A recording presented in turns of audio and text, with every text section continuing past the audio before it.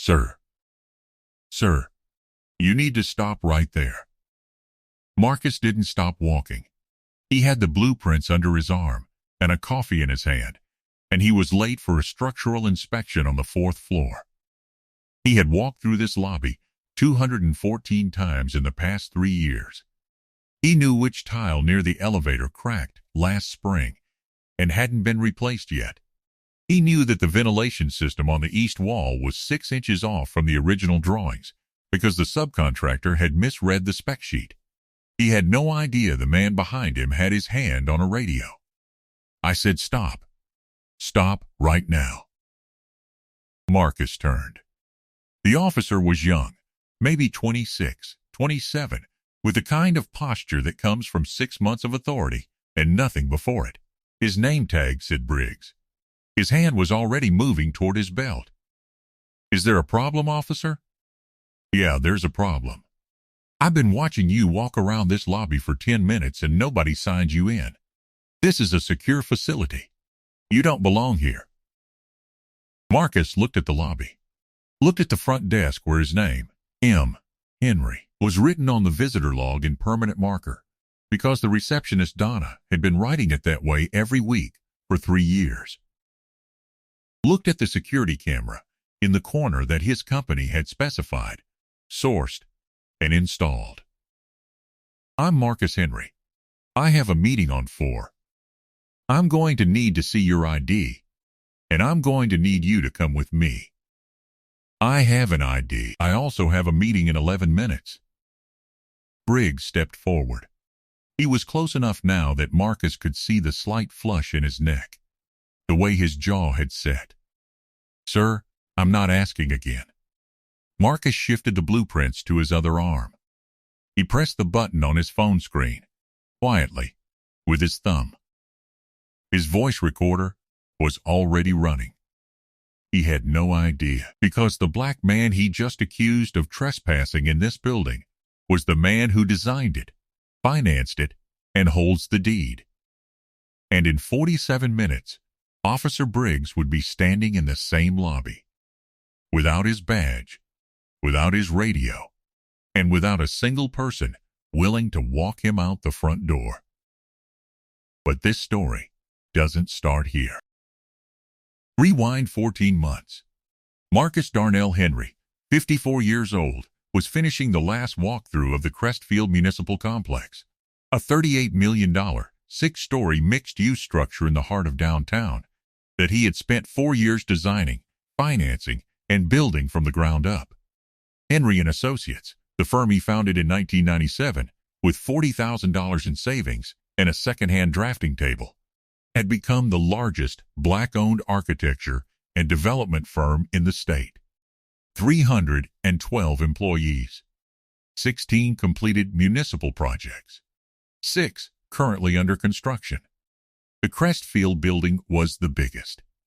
It housed the city's Public Works Department, the Permit Office, the Planning Commission, and, in a contract negotiated separately and at a slight discount, because Marcus had believed it was good for the community, the district's largest private security substation.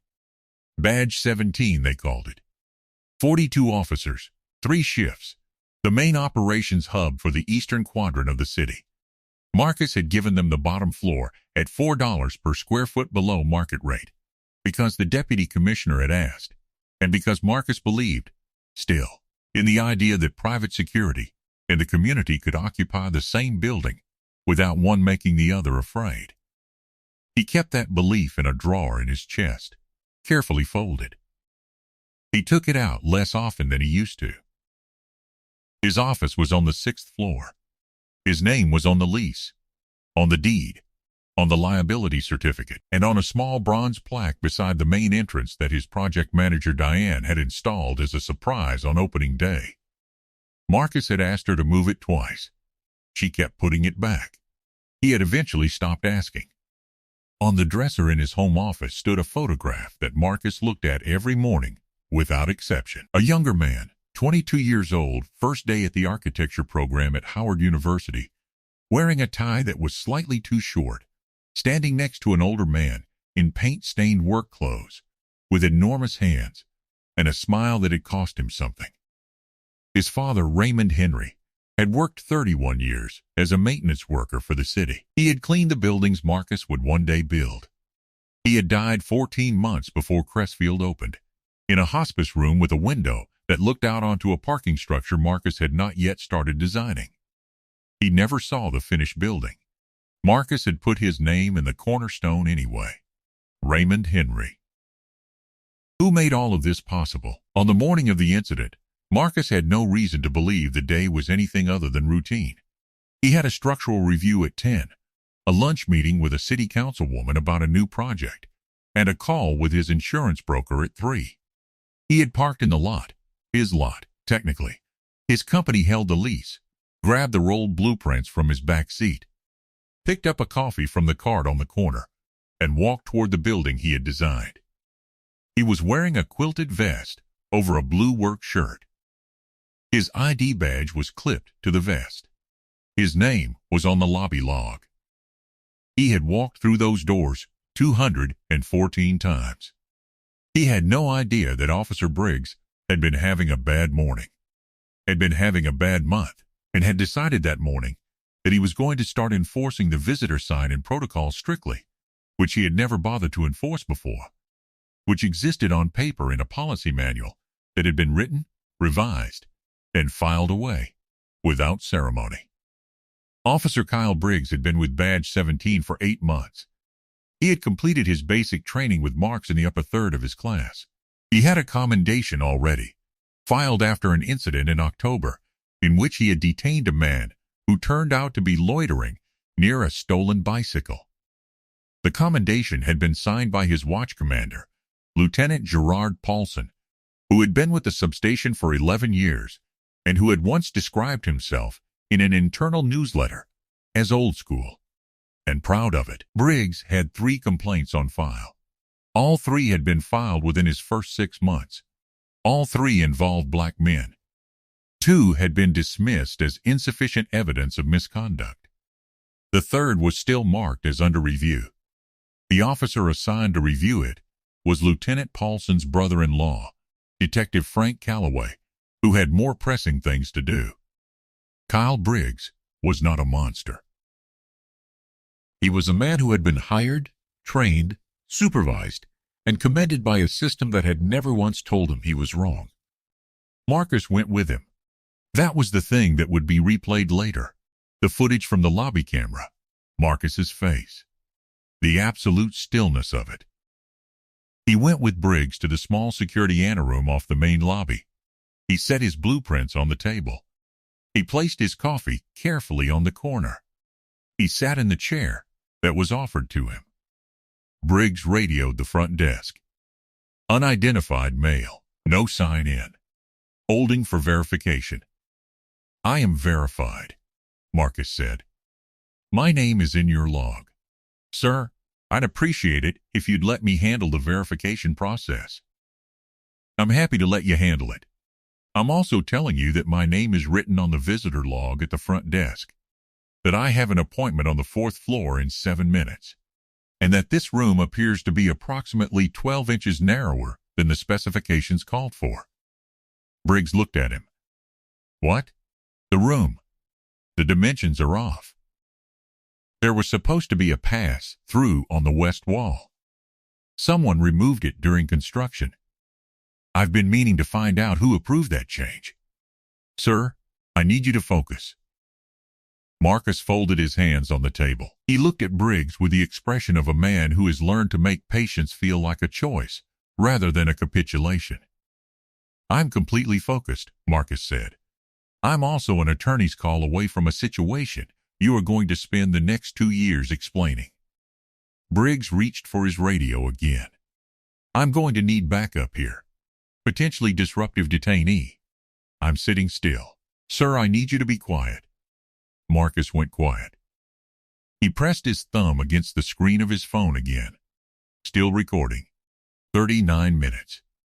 In the lobby, Donna at the front desk had seen what happened.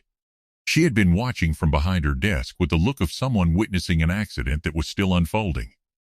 She picked up her phone and called the 6th floor, 6 floors up, in his temporary office, Marcus's project manager Diane Washington received the call. She had been with Henry & Associates for 19 years. She had managed 14 construction projects. She had a law degree she used constantly and never displayed. She had 3 words for situations like this: documentation wins, then a pause, and then call the lawyers. She made 2 calls in 4 minutes. The first was to the firm's legal counsel, Patricia Osei. The second was to the deputy commissioner's office. She was calm during both calls, in the way that people are calm when they have done this before and know exactly how it ends. Marcus Henry, the owner of this building, is currently being detained in his own lobby by one of the substation officers. I'm calling to make sure everyone who needs to know about this knows about it immediately. She then sat down, opened her laptop, and began drafting a timeline. 31 minutes.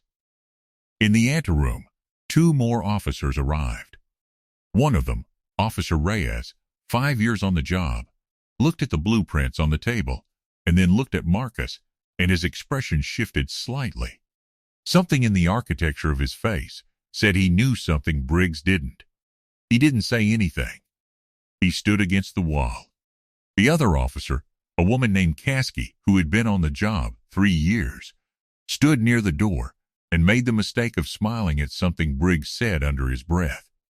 She would think about that smile for a long time afterward. Briggs had called for the duty sergeant. He had explained the situation in the language of a man who was absolutely certain of himself. Black male, 50s, no sign-in, claims he has an appointment, rolled documents, possibly plans of the building. He said possibly plans of the building as if this was suspicious, as if a man carrying architectural drawings of a building was cause for alarm. I designed those plans, Marcus said. Sir, I designed those plans. I designed this building. My company built it. The lease agreement, the deed, and the liability certificate all have my name on them. Henry & Associates. Marcus Darnell Henry. If you look at the plaque next to the front entrance, sir, I'm going to need you to stop speaking. You'll see my name in bronze. It's about this tall. Marcus held up his hand, palm facing, about 18 inches above the table. My project manager installed it. I tried to have it removed twice. She put it back both times. Diane is very stubborn. Briggs leaned across the table. I don't care whose name is on a plaque. I care who can prove they belong in this building. And so far, you cannot. 24 minutes. Marcus unrolled the blueprints. He laid them flat on the table with both hands. He smoothed the edges. He turned them so that Briggs was looking at the top sheet, the ground floor plan, the lobby, the security anteroom, every room rendered in his own hand, stamped in the lower right corner with the seal of Henry & Associates, his license number, and his name. Briggs looked at the blueprints. He looked at Marcus. He looked at the blueprints again. These could be obtained anywhere, Briggs said. Officer Reyes made a sound. It was not quite a word. It was the sound of a man choosing not to say something and losing the fight. They could be obtained anywhere, Marcus agreed. The ones with my original handwritten annotations on the margins are slightly harder to source. That annotation there, the one that says ventilation east wall, 6 inches off, follow up with contractor, I wrote that this morning. In my car, in your parking lot. 18 minutes. The duty sergeant arrived. His name was Nowak. He was a broad man in his 50s, with a face that had spent a long time in the sun and eyes that moved around rooms the way eyes do when they have been in a lot of rooms. He looked at Marcus. He looked at Briggs. He looked at the blueprints. What's the situation? Briggs explained. He was still confident, still upright, still performing the architecture of a man in the right. Nowak looked at the blueprints for a long moment. He picked up the corner and tilted it toward the light. He set it down. "What's your name, sir?" he asked Marcus. "Marcus Darnell Henry." A pause. "I own this building." Nowak's expression did not change, but something behind it did. His eyes went to the stamp on the blueprint, the seal, the license number, the name. "And you have." Marcus was already opening his wallet. He placed his driver's license on the table, his architect's license, his business card, which had the building's address printed on it under the firm name. Then he placed one more document, a one-page summary of the lease agreement, the kind that a man keeps in his briefcase because he has been stopped before and knows that eventually the paperwork wins. 12 minutes. The color went out of Briggs's face. Not quickly. It went the way the tide goes, steadily, visibly, and without any possibility of stopping it. Marcus stood up. He straightened his vest. He picked up his coffee, still warm, and held it in one hand. He looked at Kyle Briggs with an expression that was not anger, and was not triumph, and was not contempt. It was something older and more patient than any of those things. "My name is Marcus Darnell Henry. I am the founder and principal architect of Henry & Associates. This building, this room, this table, that camera in the corner, the chair you are standing next to, exists because my company designed it, built it, and holds the deed to it. The substation that employs you leases the bottom floor of this building from my company at a rate I personally negotiated 4 years ago." He picked up the blueprints. He rolled them. He tucked them under his arm. "I have been recording this conversation since the lobby. My attorney has been notified. The deputy commissioner's office has been notified. The full footage from the lobby camera, my camera, is being reviewed by my project manager right now." Briggs opened his mouth. "I built them," Marcus said. Briggs looked at him. "The cameras. You were about to ask if they were admissible, or who controlled the footage. I built the camera system for this building. My company specified it, sourced it, and installed it. So yes, I have the footage." He looked at Reyes. Reyes looked at the floor. He looked at Caskey. Caskey had stopped smiling 20 minutes ago. He looked at Nowak. Nowak held his gaze. "I'm going to my meeting now," Marcus said. "It started 4 minutes ago.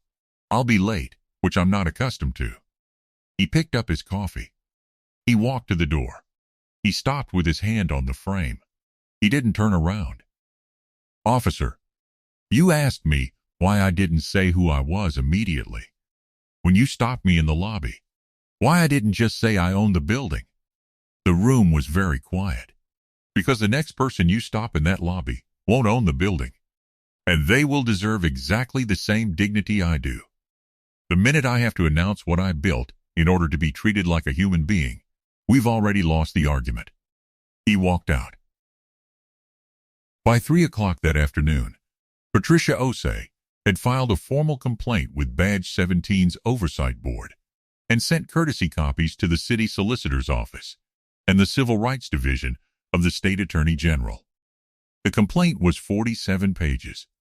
It included the audio recording, the lobby camera footage, a timeline Diane had prepared with timestamps accurate to the minute, a summary of the 3 prior complaints against Officer Briggs, and a copy of the lease agreement.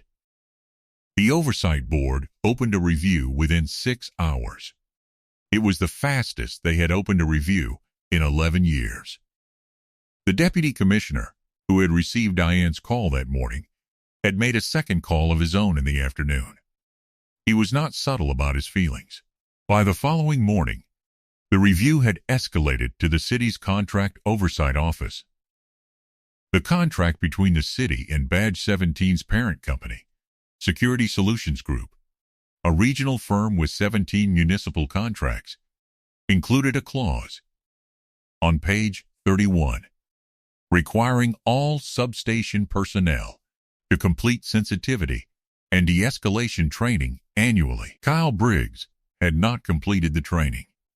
Neither had 11 other officers at Badge 17. Lieutenant Paulson had certified that they had. He had signed the form himself. That was a different problem from the one that started this story. It was a bigger one. By the end of the week, Security Solutions Group had placed Kyle Briggs on administrative leave pending the outcome of the review. Lieutenant Paulson had been placed on administrative leave separately, pending a full audit of the certification records he had signed. His brother-in-law, Detective Calloway, had recused himself from the 3 open complaint reviews under Briggs's file. A different investigator, one who had been requesting the reassignment of the Briggs cases for 4 months, was assigned. The city solicitor's office opened negotiations with Henry and Associates regarding the incident. Diane handled the negotiations. She was excellent at this. Marcus gave one interview. He gave it 3 weeks after the incident to a local public radio station, and he chose the format deliberately. Audio only. No cameras. No photograph of him in the anteroom looking dignified. He did not want to be a symbol. He had complicated feelings about what symbols cost the people who become them. What I want people to understand, he said, in the careful, measured way he had of speaking when he was saying something he had thought about for a long time, is that I had every advantage. I had the blueprints. I had the recordings. I had a lawyer on speed dial and a project manager who could draft a complaint timeline in 20 minutes. Most people who walk through that lobby do not have those things. And the law, in its current form, does not require that they do. It should protect everyone equally. That's what it was written to do. Somewhere between the writing and the enforcement, something went wrong. My job, going forward, is to be part of fixing it. He paused. In the silence, you could hear him thinking. I didn't speak up because I was afraid. I've thought about that. I stayed quiet because speaking up, announcing what I'd built, what I owned, what I'd earned, felt like accepting the premise. That dignity is something you earn, that you have to prove you belong in a room before someone will treat you like you're human. I didn't want to accept that premise. I still don't. Kyle Briggs was formally terminated from Badge 17 4 months after the incident. The termination was upheld on appeal. He is not permitted to work in a law enforcement capacity in the state for a minimum of 5 years. He is the subject of a pending civil suit. He is 27 years old. He has a lot of time to think about a lobby and a man with blueprints under his arm. Lieutenant Gerard Paulson resigned before the certification audit was complete. His resignation did not prevent the audit. 11 officers at Badge 17 are completing mandatory training. The certification process has been transferred to a third-party administrator. Detective Calloway is still under review. The 3 complaint files previously under his jurisdiction were reviewed by an independent investigator in 60 days. All 3 complainants have been notified. Security Solutions Group lost 2 of their 17 municipal contracts pending the investigation. They did not lose the Badge 17 contract immediately, but the renewal negotiations, which had previously been routine, are no longer routine. The city solicitor is involved. Diane is involved. Diane's involvement is, by all accounts, significant. Officer Reyes filed a voluntary statement about the incident 3 days after it occurred. He described what he saw with accuracy and without editorializing. He requested a transfer to a different unit 6 weeks later. The request was granted. He enrolled in the de-escalation certification on his own time, before it was required. Officer Caskey did not file a voluntary statement. She did not need to. The recording and the footage were sufficient, but she spent a long time with the fact that she had smiled, and what that meant, and what she was going to do with that information about herself. She is still on the job. Whether that changes something about how she does it is a question only time answers. Donna, at the front desk, who watched the whole thing from behind her desk and made the call that started everything moving, received a letter from Marcus 3 weeks after the incident. It was handwritten. She has it in a drawer. She is not planning to tell anyone what it says. Diane received nothing in writing. She knows what she did. So does Marcus. That has always been enough. The plaque beside the front entrance, the one Marcus tried to have removed, that Diane kept putting back, is still there. Marcus walks past it every week. He has stopped trying to have it moved. Not because he has made peace with it exactly. More because he has other things to think about. There is a new project, a community center on the west side, lower income neighborhood. Nothing glamorous about the contract. Marcus bid on it at cost. He won. He walks the site most Thursdays with a cup of coffee and the rolled blueprints under his arm, and he thinks about his father's hands and what it means to build something that outlasts you, and whether the building is ever really the point. He thinks the building is not really the point. He keeps building anyway. Until the rooms are for everyone, he said once to Diane, coming back from a site walk. She didn't respond right away. She was making notes. Then we build more rooms, she said. If this story moves something in you, share it. Not for the numbers. Because the Marcus Henrys in your life deserve to be seen. Because the Donna at the front desks deserve to be recognized. Because the Reyes, who finally filed a statement, deserve to know someone is watching. Drop a comment below. Have you ever been in a room where you had to prove you belonged? In a place you'd already earned? What did that cost you? And what did you do with that? Subscribe, because this channel exists for one reason: to tell the stories that the systems would prefer stayed quiet. Every view is a witness. Every share is an act of documentation. Someone has to keep watching. That's us.